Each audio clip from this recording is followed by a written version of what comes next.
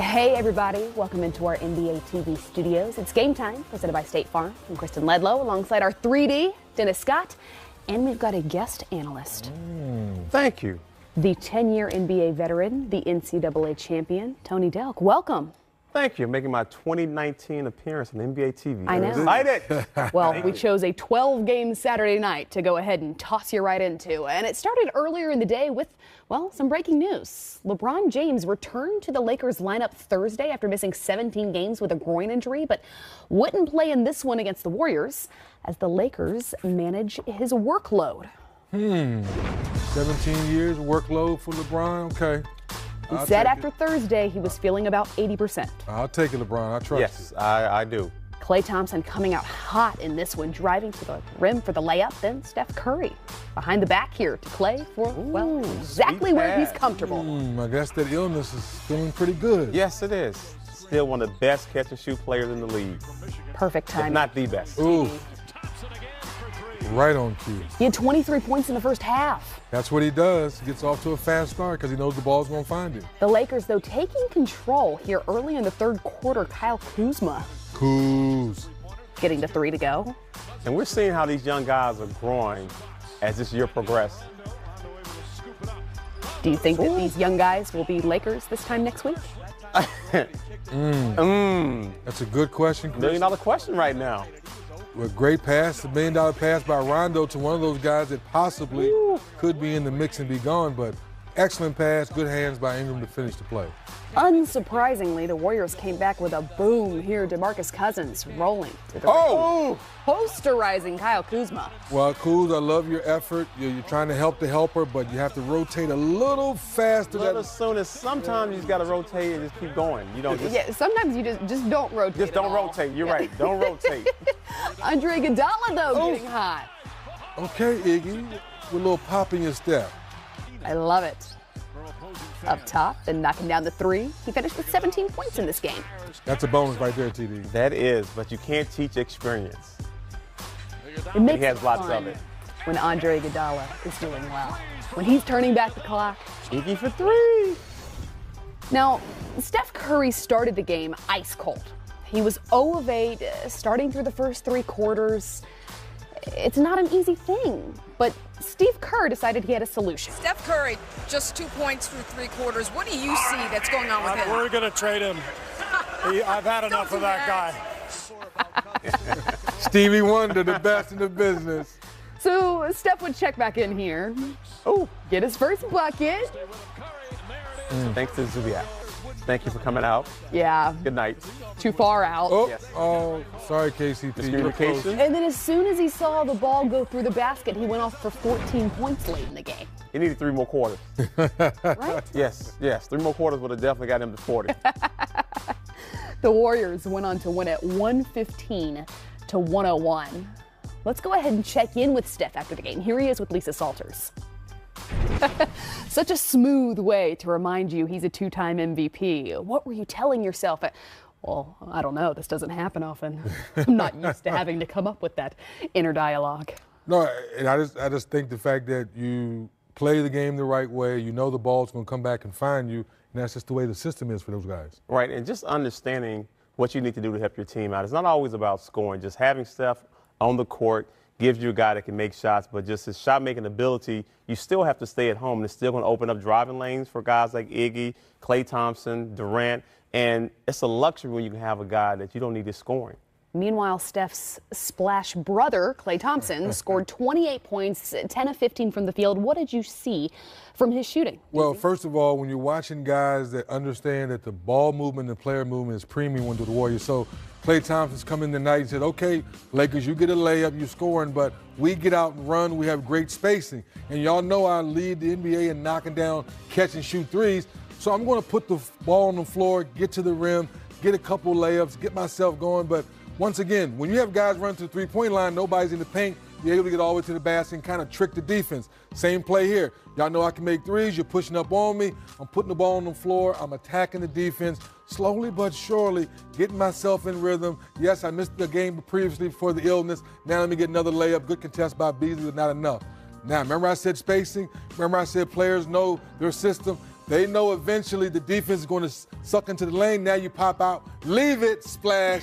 You knock down the three. You remind everybody, yes, I missed that game the other night. They missed my shooting ability tonight. I come back and remind people. So once again, the Warriors share the basketball, player movement, ball movement. And when they're playing this well in February, it's got to be frightening for all 29 other teams. I mean, it's scary anyway, just watching these guys play throughout the season, especially when everyone is healthy. If this team can stay healthy, you know, they could be NBA champion once again. But the way they play, the chemistry, how well, as you said, how well they move without the ball, they know one another. The best teams and teams that have won championship have great continuity, and that's because they've been together for a few years. When you have players that have been together 1 or 2 years, we don't really know each other that well. Right. But when you can put guys that can stay together 4 or 5 years, and also another key is keeping your coaching staff together. Being able to develop your young talent, but also having guys that your players trust in and they know. And a lot of times it gets missing because of the talent. But when I have 4 coaches that I've won championship with, those guys know me and I know them. And somehow that continuity has not been disrupted by welcoming Boogie to the roster, who seems to be fitting in flawlessly. It's fitting in flawlessly, and you can never overestimate the fact that he was there for training camp. That's the key. He didn't come in late. He didn't get traded there. Yes, he was in it, but he was rehabbing around the team. He was doing the training around the team. When he was getting healthy, Cuz went down to the G League.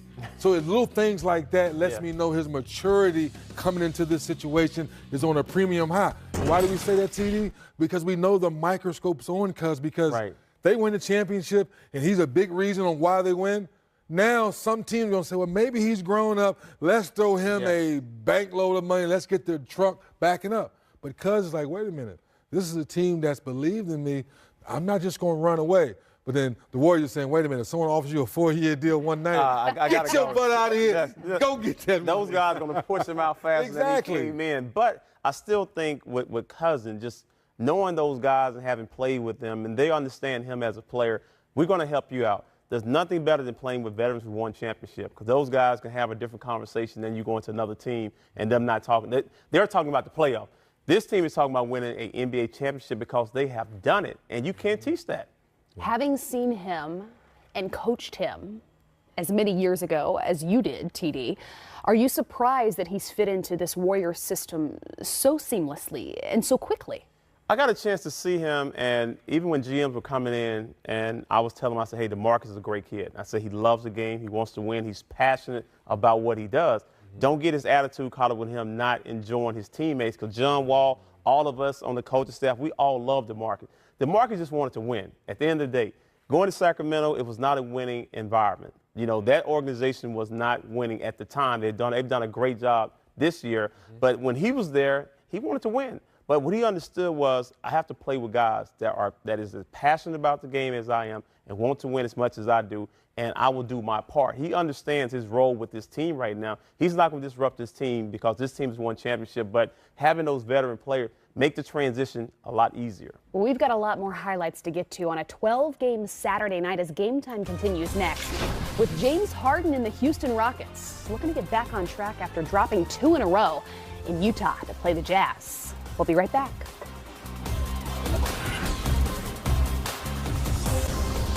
Well, according to Chris Haynes, LeBron James is out for rest tonight against the Golden State Warriors. He played 40 minutes against the Clippers on Thursday night in his return after missing over a month with a groin injury. So many rumors surrounding Anthony Davis to Los Angeles. The latest rumor is that several teams are interested. So with that, let's listen to Luke Walton on LeBron James. Luke, we just found out LeBron's not going to play. They said load management. Just any additional info on that? No, we played 40 minutes that game, and it's been, woke up pretty sore. Hadn't been able to play a lot of basketball prior to that, so we got a couple days until our next game. So just load management. What is that? How does that switch things back for today, just in terms of lineup and how you guys are playing the previous couple of games without him? Well, yeah, we're kind of working on all that right now. He was going to come here and kind of get a workout in and see how he felt before making a final decision. So we're working through some of that now. You expect to have Kuzma and Hart available? Yeah, we expect to have both of them. Luke, what's most different about the Warriors since they got Cousins compared to how you played them on Christmas? Well, Cousins is one of the best bigs in the game. He can pass, shoot from the three-point line. He's, he's a monster to handle down on the block, draws fouls, hits free throws. So it just gives them a whole nother dimension to try to plan for. And they've been winning a lot of games since he got active. So teams are still trying to figure out what's the best way to guard that group. Barring a playoff series, this will be your last visit to Oracle Arena, obviously winning a championship here as a coach. Just any special memories that you can talk about and how special this building is, for basketball and has been? Oh yeah, I mean, going back to when I played against these guys, it was always fun. The crowd is incredible up here. When I worked here, the employees I see working security, walking the halls, it's great to always see them. I had a great few years here. After what Klay did in the last game, I mean, do you tweak your game plan to reflect that Klay was able to get open last time, or is it a similar game plan and you just hope that he doesn't get that hot again? Well, the game plans, we're always tweaking it a little bit, making adjustments, just like they made adjustments to the way we were guarding them after the first game. And, they got three of the best shooters in the world on that team, so sometimes they just some of those threes Klay hit were, from 10 feet behind the line. Some had two people all over them. So sometimes you just got to tip your hat. But yeah, we're looking to make adjustments and do it. Let's welcome in Bill Oram from The Athletic. He covers the Los Angeles Lakers. Look, Anthony Davis, he's been the talk of the NBA the past couple of days since requesting that trade from New Orleans.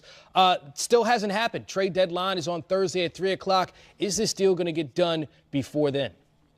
I mean, I think there's a lot of skepticism that there's going to be a deal between the Lakers and Pelicans before the trade deadline. I've talked to a lot of people around the Lakers who, certainly not the people who are proposing the trade, but just people who are part of the team, traveling with the team, who are just skeptical that there's a deal that can be made before the trade deadline. Everybody understands that the Pelicans have a lot of options and will have more if they can wait till the summer when Boston gets involved, and which is why you're hearing so much about this deal right now. There are people on LeBron James's side who are trying to facilitate a deal to the Lakers to create the impression that there is not that Anthony Davis is not interested in being anywhere else and scare other teams off. We've not seen that work around the NBA. Teams have been willing to take the risk on guys with one year left. You saw it with Paul George, Kawhi Leonard. So I think it's unlikely that 29 other teams or 28 other teams are going to be scared off by this. But they're trying their darndest right now to make it seem like that Anthony Davis to the Lakers is absolutely inevitable. But really, at this point, it isn't. Let's say the Lakers don't trade for Anthony Davis before Thursday. What's plan B? Well, I mean, I think plan B is to preserve all the cap space you can and get into the summer and do your best to attract one of those other guys who's available. In the meantime, I think there will be smaller deals that they'll pursue, look to add shooters who can help them on the perimeter. I mean, obviously, this is a team that ranks at or near the bottom of the league in three-point shooting. This is something that they knew going into the year after they'd added Rajon Rondo, Michael Beasley, Lance Stevenson, not shooters. So for the Lakers, if they can get a little help on the perimeter, a more traditional unit around LeBron James, that would go a long way. But it really is either big blockbuster for a superstar really at this point, or small moves around the margins just to help them get through this season. But there won't be that kind of middle tier deal where they'd be taking on somebody else's money. They are really reluctant to do that. Hey, Bill, Karan Butler here. Just want to pivot away from the Anthony Davis discussion for a second and just talk about the morale of the ball club right now, the young guys, the young nucleus. Dealing with all the trade rumors, how are they adjusting? Yeah, I mean, so far they've shown that they've been pretty good. I mean, Lonzo Ball is one guy we haven't had a chance to really see in this environment. He's been away from the team, obviously, with his sprained ankle. He's at the forefront of all these trade rumors. Kyle Kuzma I talked to before the game, and he said that he was keeping his head clear, that it hadn't really affected him yet at this point. All these guys are in touch with their agents. Luke Walton said that he has talked to some of these guys individually, but I think it's one of those things where guys want to see something more concrete before they let this totally worry them. But of course, it's human nature. It sneaks in there where you start to wonder, am I going to get traded? Is my time here going to be done? Am I going to be part of what they're building here? But everybody played pretty well against the Clippers on Thursday. Obviously, it changed a little bit last night when the reports went from the theoretical of what the Lakers might do to reports of offers that were actually on the table. But from what I've seen, the Lakers, the young Lakers nucleus has kept their heads on pretty straight, and they went through this a bit last year, obviously going through the trade deadline, watching Larry Nance and Jordan Clarkson get dealt to Cleveland. So I think there is kind of an awareness of the business side of this and trying not to let it get too emotional. Bill, have you seen any visible frustration from these young guys? I mean, as we're talking about Jason Hart, Kyle Kuzma, Brandon Ingram, Lonzo Ball, they're all fantastically young. Have you seen any visible frustration, and have you been offered up to the Pelicans yet? I love New Orleans. They can have me, please. I think I'm gonna have 4 nights in New Orleans in the spring due to the Lakers' travel schedule. I'll take more. I'll take a playoff series. I'll take an entire season. I have a lot of restaurants I can't get to in 4 nights. That said, to your first question, I really haven't seen where the young guys have shown that they've been too affected by this or frustrated. I think the frustration came when they were losing games before LeBron came back, when they were losing those games to teams like the Knicks and the Cavaliers. It was a really brutal stretch for that team, and I think that's where you saw them start to get frustrated. Maybe there would have been a chance of fracturing in the locker room, but LeBron, I think, came back at just the right time. The Lakers have fallen to 9th in the West. They're still there, but obviously have climbed back to within a game of the Clippers before their win today. So I think that they're in terms of this unit staying together, I think they've done a good job up to this point. LeBron returned on Thursday, played 40 minutes, now sitting out tonight. Did he stay on the court too long in that first game back?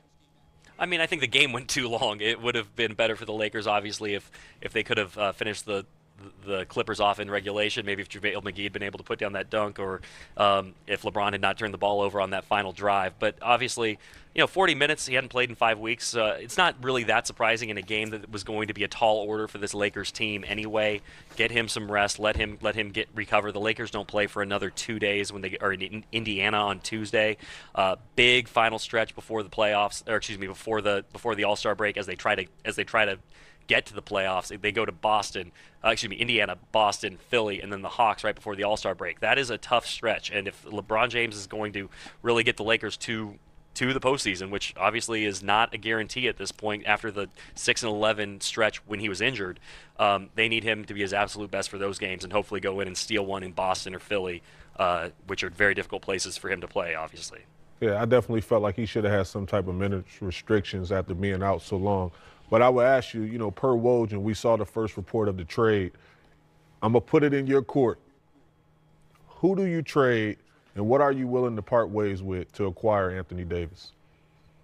I mean, I wrote this earlier this week. I think whatever the Pelicans want, the Lakers should be prepared to give. It is hard to get that second superstar. We know that teams have been reluctant to deal with the Lakers. They don't want to see a super team in L.A. And so if the Pelicans are willing to make a deal, even if it causes you to completely empty your cupboards, I think having LeBron James, the best player in the league right now, the best player of this generation, and then a 25-year-old superstar in Anthony Davis to kind of build around in the future, you probably make whatever deal the Pelicans ask for, even if it's all the young guys. The problem is, obviously we saw the reports they started with what was considered a low-ball offer, and they'll go from there. I would expect as we get closer to Thursday's deadline, the Lakers' offer will continue to increase. I mean, obviously it wouldn't make sense for them to come out day one, say take everything, because then you'd live the rest of your life wondering if you could have gotten him for less. But I think the Pelicans are holding out for that maximum offer, and I would be very surprised if by 11:59 Pacific time on Thursday, the Lakers aren't saying, okay, whatever you want. Because to get that second guy,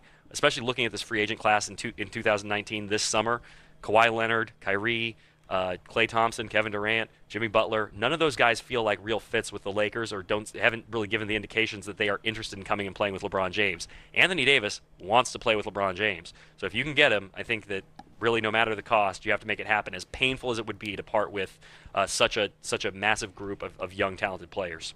Bill Orm from The Athletic, thank you for your time. Lakers, Warriors at 8:30. No LeBron James, but a lot of Anthony Davis talk. Appreciate it. Thanks, Bill. Thanks, guys. So, again, he said, mirrored a lot of the things you said, Karan, in the sense of they want to or feel like they have to get this deal done by the trade deadline on Thursday. I think that's the key in this situation, is that it doesn't seem like the Lakers want to wait until the offseason to get this done. Yeah, because now you're forfeiting the future of a young nucleus. And you see it. Here's the thing. You see it a little bit with D'Lo, where D'Angelo Russell, and now he's in Brooklyn, and he's an all-star this year, right? So you're going to trade possibly Brandon Ingram, Kyle Kuzma, Lonzo Ball, and all these guys have no ceilings on their potential. But you're going for sure thing right now in Anthony Davis, and you're gambling in the free agency, understanding that a lot of the guys are not out there and willingly saying that they want to play next to LeBron James. If it was a for sure thing that Kawhi Leonard was going to leave Toronto and say, look, I would love to pair with LeBron James, okay, I'll take my 50-50 chance. But you saw what happened with Paul George, and you just don't want to strike out up at base. I think you give them everything they want. Everything. Everything they want. Everything. Everything. You're at some point. Look, they've identified AD.